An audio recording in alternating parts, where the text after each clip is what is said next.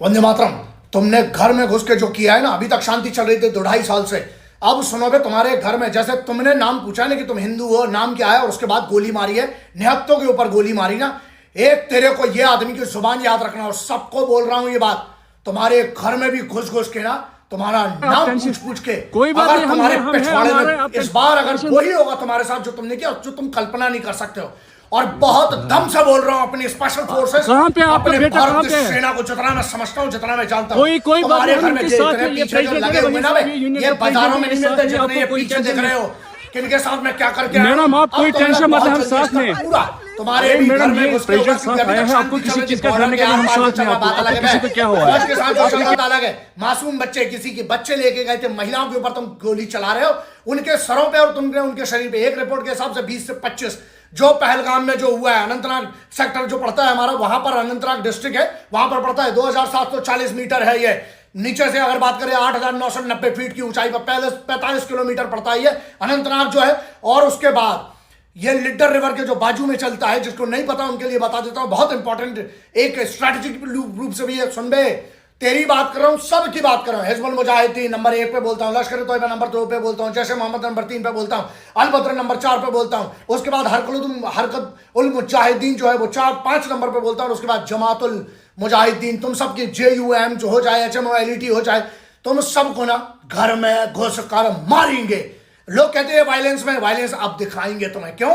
यहां तुमने मासूम बच्चों, औरतों पे तुमने, अगर वो रिपोर्ट सही है 20 से 25 की, तुम एक बात ना एक एक करना तुम्हें साहब। यहां पर ना अब इंटरनेट पे बात नहीं होगी, तुम लोग से वही बात होगी। और अब तुम्हारे पिछवाड़ों को अब तुम जहां बचा सकते हो बचाओ, क्योंकि यहां बात यह है, घर में तुम अंदर आ गए, जो की कल्पना नहीं। और जो बहुत तमाशा करे ना, अबे तमाशा नहीं, तमाशा दिखाया जाकर बहुत जल्दी ढंग से तुम्हारे घर में सालो तुम्हारी मां।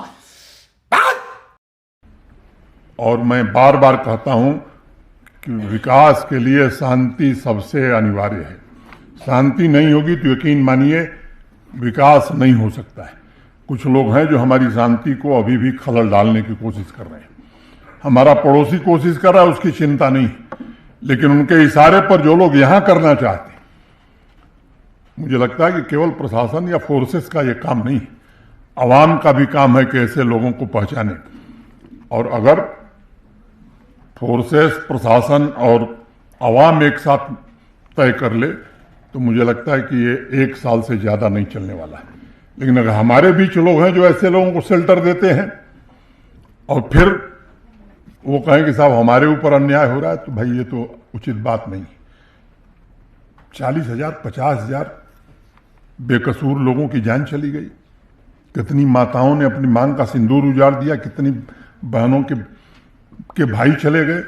बावजूद इसके वो लोग निरपराध निर्दोष लोगों को, जो जडमोर टनल बना रहे हैं, जो हमारी कनेक्टिविटी को बेहतर कर रहे हैं, ऐसे निरपराध लोगों की जान लेने का हक किसी को है।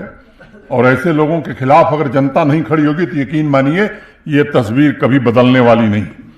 केवल सिर्फ औपचारिकता कर देना, बयान दे देना, ये जो लोग काम करते हैं, मैं समझता हूं कि ये उनसे भी खराब लोग हैं। और फोर्स का जहां तक सवाल है, मैं आपको आश्वस्त करना चाहता हूं, बार बार एक बात कहिए, किसी निर्दोष आदमी को कुछ भी करने की जरूरत नहीं है। और इसलिए पिछले 4 वर्षों से मैं कई बात दोहराता हूं कि बेगुनाह को छेड़ो मत और गुनहगार को छोड़ो मत। अगर कोई आतंकवादी को शेल्टर देगा तो उसका घर जमींदोज किया जाएगा, ये मैं खुल के कहना चाहता हूं। इसमें कोई समझौता नहीं हो सकता। जो लोग आम आदमी की जान ले लेते हैं, निरपराध आदमी की जान ले लेते हैं, उनके साथ कोई रियायत बरती जाए। और कुछ लोग बयान दे रहे हैं कि साहब बड़ा अत्याचार हो रहा है, ये अत्याचार नहीं है। मैं समझता हूं कि न्याय का यही सबसे बड़ा तकाजा है और ये न्याय हो रहा है और आगे भी ये न्याय होता रहेगा।